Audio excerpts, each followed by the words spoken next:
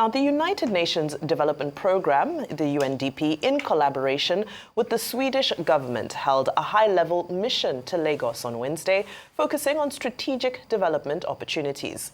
The delegation, which was led by the UN Assistant Secretary General, Her Royal Highness Crown Princess Victoria of Sweden, and Sweden's Minister for Infrastructure and Housing, Andreas Carlsson, also included a Swedish business team headed by the CEO of Business Sweden, Jan Larsson. The visit aimed to strengthen partnerships around climate action, social development and innovation, positioning Lagos as a hub for sustainable growth and digital transformation in Africa. Now, as a development partner, the UNDP Nigeria is recalibrating its support to align with these changes, ensuring that development programming remains relevant, inclusive and future-focused. More so, the global development landscape is undergoing rapid transformation that's characterized by technological disruption, shifting geopolitical alliances, climate change, economic uncertainties, and evolving demographics. These global shifts are redefining priorities, development pathways, and partnership, especially for countries like Nigeria. For Nigeria, a country of strategic importance in Africa, these changes bring both complex challenges and unique opportunities. Well, joining us now is Ahunna Eziakonwa, UN Assistant Secretary General and UNDP Regional Director for Africa, to unpack all these complex issues. Good morning and welcome to the program. Bye. Thank you. Good morning. Great to have you. Thank you for joining us. Well, UNDP, we know what UNDP does, but this visit of the Swedish delegation and the major issues and the activities that we have seen on television, could you just tell us about the importance of that visit by the Swedish delegation and why Sweden and Nigeria, and some of the feedback you've been able to get from that delegation, including the Crown Princess? Well, thank you very much for having me. You know, I was in Sweden last year and met the Crown Princess, and that meeting, I think she had also just met the Vice President. And we were talking about Nigeria, and she said, I really would like to visit. Never been to this part of Africa, and I encouraged her. I said, you have to go, you know, because there's a lot going on there that you should be in touch with. But Sweden has had a relationship with Nigeria since 1961, right after independence, you know, so we'll be celebrating almost 65 years of cooperation. So that partnership, I think, has always been there. But the Crown Princess is UNDP's goodwill ambassador as well, looking at issues around climate change. So it was important for us to connect with them and to accompany this mission so that they're seeing the right things also that we want to promote about this country. The resilience of the people, of the communities, the traditional systems that are actually supporting the preservation of the environment, but also the vision and mission of the people. We wanted them to see innovation as well, that Nigeria is a very young population, and these young people are highly talented. They're passionate about contributing to development. So one of the things we did was to take them to our innovation center, and they met with several startups who were bringing solutions for development challenges. All right, let's talk about solutions for development challenges, because of course we're aware of the doom and gloom in the media at the moment, given the changing dynamics, relationships around development specifically. You know, budgets are not what they used to be. Money is being pulled away from a number of things. Can you unpack a little bit about how these changes, in your experience, are affecting Nigeria? Yeah, I mean, we are quite stunned by the scale and scope of the changes. And I think that every country, including Nigeria, have to take this in to understand the urgency and what they mean in terms of also opportunities to do things differently. I mean, the tariffs will affect Nigeria, but also Nigeria may not be one of the countries that's dependent a lot on aid, but there is aid that comes into this country, and it will affect management on the short term of some of the challenges in the health sector, for instance. I think with the USAID, pulling out, there will be implications. But I was very pleased to hear that Nigerian, National Assembly and leadership had decided to allocate $200 million to fill the gap. This is what countries have to do, because you cannot outsource the health of your people to an aid agency. And the volatility of the times, the geopolitics, the transactional nature of international relations today mean that you have to preserve as a nation the things that keep your people alive and invest in that as a priority. So for me, I think even that gesture of the Nigerian leadership to say, this is actually our responsibility and we have to step in and do something about it, is already an important shift in the minds. We need to go beyond aid. Aid has been important in certain sectors, but it's also been responsible to some extent in fostering structural dependency. We have many countries in Africa today who have not managed to evolve and emerge their systems to be self-sustaining because they have been complacent in a way that aid will keep coming every year. So for me, it's a wake-up call. Countries need to sit up and understand what it takes to keep Africa's money in Africa, to support its people.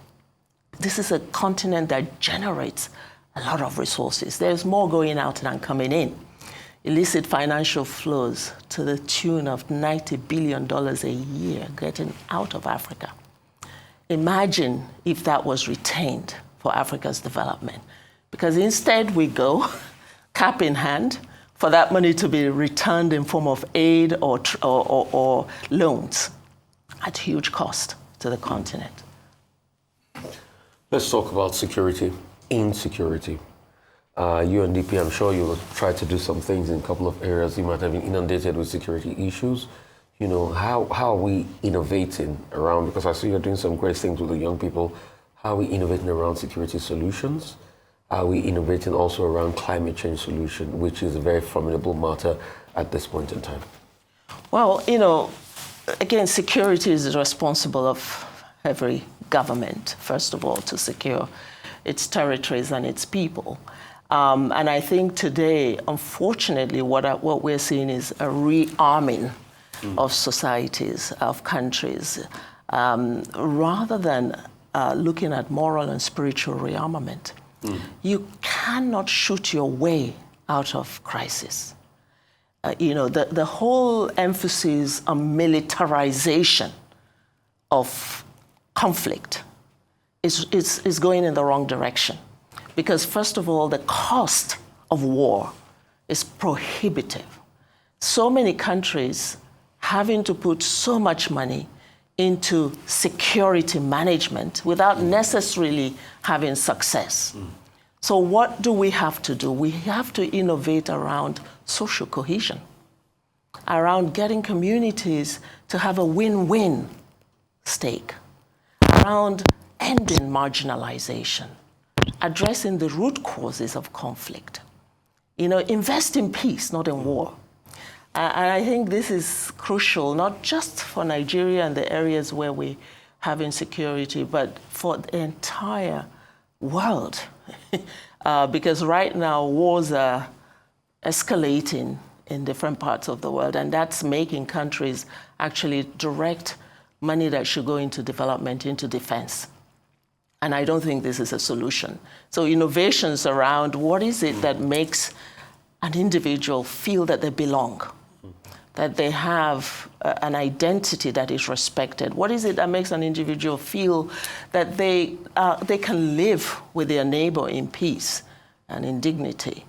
What is it that makes people feel like resources are shared equally? Opportunity. That the opportunity is there for them to... Somebody once told me the definition of poverty, which means passing over opportunities regularly.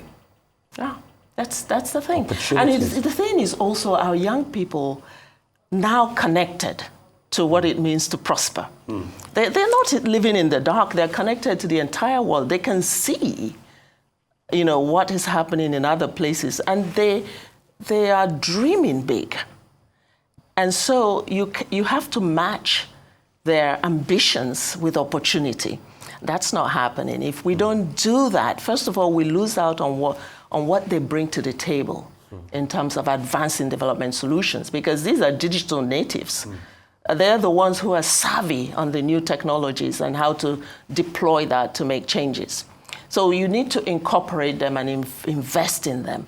And then when you do that, negative forces cannot reach them. You are actually starving the bad guys who want to leverage the power of youth to create insecurity.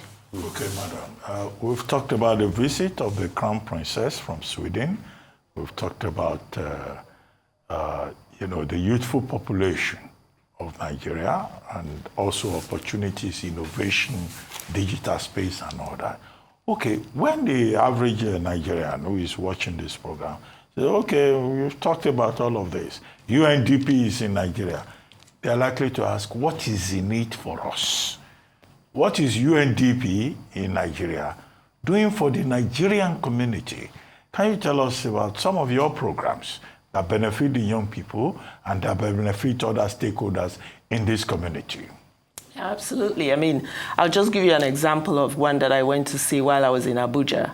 I think the SME agency had put together a really big facility with machines to support small, medium enterprises. So that if you're a tailor, you can go in there and use these machines, pay very little money on a monthly basis, but also you have access to it, including machines that you cannot afford as a small business. And we found out, for instance, a lot of those machines could not be used because there was no power.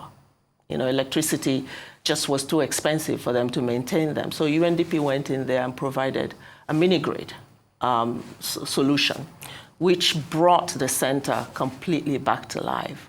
I visited and I saw it was like a beehive, people coming in even from the north because they have access to this facility 24/7. And I'm talking cutting-edge machines that are sophisticated enough to help them scale their businesses. Now, one of them, one of the tailors I met there had just received a contract to provide 35,000 school uniforms. He said, I've never been able to meet this kind of demand before. So energy is an area where we're looking at, and our specialization is really around renewables.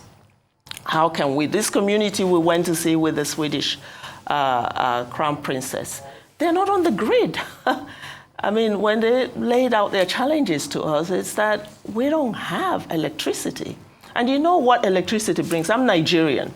I know that many of us became spiritual because of NEPA. Basically you wake up every day and you say, if you see light, you say, thank you, Lord. Up NEPA, because there is something, about electricity that gives you hope, that gives you that spirit that you can't do anything. So you have businesses that are not able to power their businesses and scale them just because of the disruptions in electricity. And now we have this abundance of energy that is natural, and all we need is to bring some facilities in for that to be leveraged. So rural electrification is really important, working with government to see how policies can be more favorable for us to crowd in renewable energy as well. Another area is innovation. As I said, we've really identified the ingenuity of Nigeria's youth. Some of the unicorns grew out of here, right? That tells you the potential. But also look at the creative industry. So we think if we crowd in capital, if we help fix the ecosystem, and I met some of these young people yesterday, and they are quite willing to work together, whether they're in health tech, in ed tech, in green tech. They've realized that just being individual founders is not going to get them the kind of capital they need. And so we're helping them through this Timbuktu initiative that we launched here last year. We're helping them to come together to say, let's merge ideas. Let's form big platforms that we can then take to invest, including Nigerian investors, by the way, and African investors. We have billionaires in this country, and who are not investing enough in some of these innovations. So lots of hope around how we can bend capital towards the talent that we have around tech entrepreneurship. Climate action? Climate action, I think here again, we have supported the country to develop its, this nationally developed commitments, the NDCs. That's the starting point. You need a framework, you need a plan, you need some action around it, and you need to budget for it. And then Nigeria is committed to doing its bit to contribute to climate action, and it needs to embed that in its national development plan. So UNDP has been quite instrumental in helping to shape that nationally developed, determined contributions. But also, where will the financing come from for climate action? So we also advocate quite strongly for climate finance and impact investments that target climate action. We have in this country a quite sophisticated, what we call INFF, the Integrated National Financing Framework, which helps a country look at possibilities around domestic resource mobilization, what's available to you in your country, but also what kind of assets you can leverage from global climate funds that exist there. All right. And, while we're having this conversation around young people, I mean, this is fantastic. It's encouraging and inspiring to see that this work is being done, especially around those who are already in the tech space, for example, who are at the stage where they can collaborate to try and raise capital and so forth. But how do we get more younger people to be part of the development agenda in terms of scaling up? Because we see there are some sectors where we see the trickle-down effect or impact from certain, especially in fintech. I think that presence is there very strongly. You can speak of those unicorns whose ventures have trickled down and empowered POS operators, for example. How can we scale up more so that we have more of these innovations that can impact society at a larger scale? So Vibai, welcome to Timbuktu. This is exactly an ambitious program. And, our moonshot is really to, mobilize $1 billion to power and support at least 10,000 startups at a Pan-Africa scale. Okay. And to scale 1,000 of those. Why Pan-African? Because we have the Africa Continental Free Trade Area, which is underutilized in my view. And I think we need to unleash that for young people. They need to, some of their ideas are beyond their countries. And Nigeria, largest population in the world with a lot of talented people and a lot of ideas. Yes, it's a huge market, but also they want to scale to other countries. So we are using this initiative to create friendly policies that allow borderless talent exchange, talent mobility across borders. But also, we're going beyond fintech. And we thought it was important to support sectors that do other things, like health, education, agriculture, for instance, mining. We have a mine tech hub in Zambia. We have a green tech hub in Nairobi, health tech in Kigali. Each country hosts a Pan-Africa tech hub, thematic. We will go to Cairo for trade and logistics, to Casablanca for smart cities, to Ghana for agri-tech. So you start to consolidate the ecosystem and to bring in capital, both catalytic and commercial, but also mentorship and all the technical assistance that's required.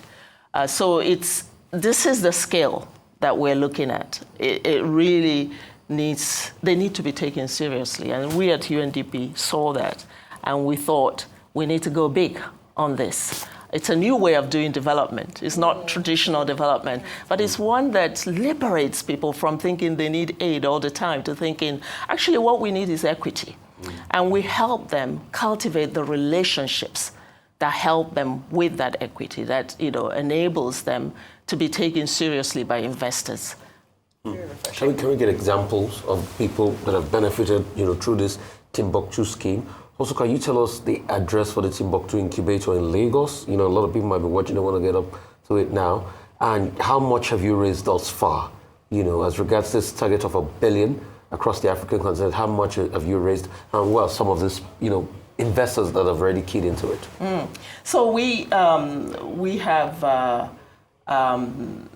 as I said, we have a huge ecosystem activities that are going on. We launched last year.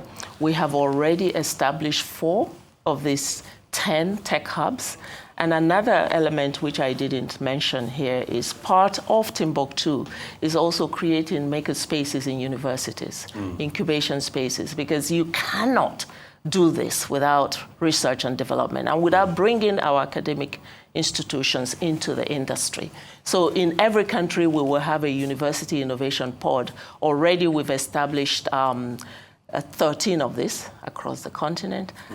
We are going to be discussing the one in Lagos at the university, which will focus on AI. So actually tomorrow I'll be meeting with the VC, the Vice Chancellor there. There's already space provided by the university. We're doing this with the universities and with the governments. The uniports we've established so far, we've spent about $35 million on that. The tech hubs, another few millions, the 4 that we've established. In 1 year, to have 4 out of the 10 already up and running. We've had cohorts in each of these places now undergoing accelerator programs. Some of them are already seeing returns. So it's not us giving them money. It's like some of these businesses, so that it could be as an inspiration to others. And if they want to get into these accelerator programs, how do they get in? What's the address? Can they just walk in and say, I want to be part of what UNDP is doing? Absolutely, it's open innovation. So at the Innovation Center here, which hosts the FinTech Hub. Where is it here? It is in Ikoyi. Okay. Yeah, where so we can give, I don't have the exact address, but if they go to undptimbuktu.com, they will see all the information there. And they'll be able to access our team and get more information. Thank you so much for your great work. Okay, Madam, the big story this morning is the uncertainty in the world. Further deepened by what is happening between the United States and the rest of the world, and even more critically, between the United States and China, the second largest economy. All of this is, according to the analysis, going to affect the development agenda. Okay, UNDP does G to G, government to government. What will you advise? How do you think Nigeria can navigate the development crisis that the world has just woken up to find itself completely immersed in? Well, first is to take it seriously, to take the disruption seriously, but not to be distracted by it. And actually, that's what I found here. I've meeting government officials, women groups. It looks like Nigeria is not distracted by this. But however, Nigeria needs to take cognizance of the fact that this will have huge implications. And I think the first step would be to establish a team that will look at the immediate measures that should be taken to address the impact in the short term. Because there will be people impacted. And while you're doing that, make sure no one is left behind. Try to get data on who is impacted by this and how do we develop measures that we can invest to reduce the impact on the population, but also on the country's economies. I think the government is already doing that. I saw in the papers yesterday that a task force has been put together. Secondly, I think we need to move very quickly to how we restructure the way we do development so that we overcome structural dependencies.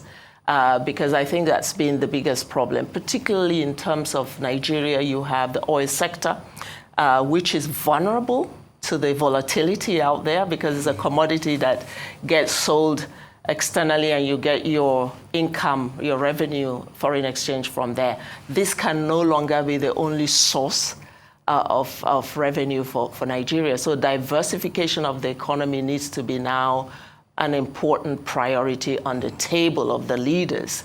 I think importantly also to bring in private sector in the room.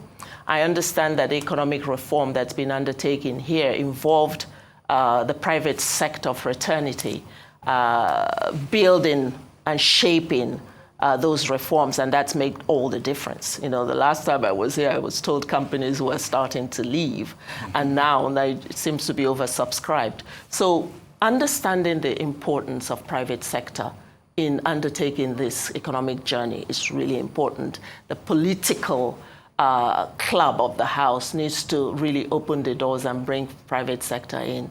And then I think finally it's important to look at vulnerability overall and safety net measures. Because again, as UN, we insist that no one should be left behind. You know, so while you're trying to shape a new economy, you have to look at those who are on the sidelines, those who are not able to adapt as quickly, and make sure that there are safety net social protection measures that cover them. Well, thank you very much, UNDP Regional Director for Africa, UN Assistant Secretary General Ahunna Eziakonwa, for joining us on the morning show. Thank you very much.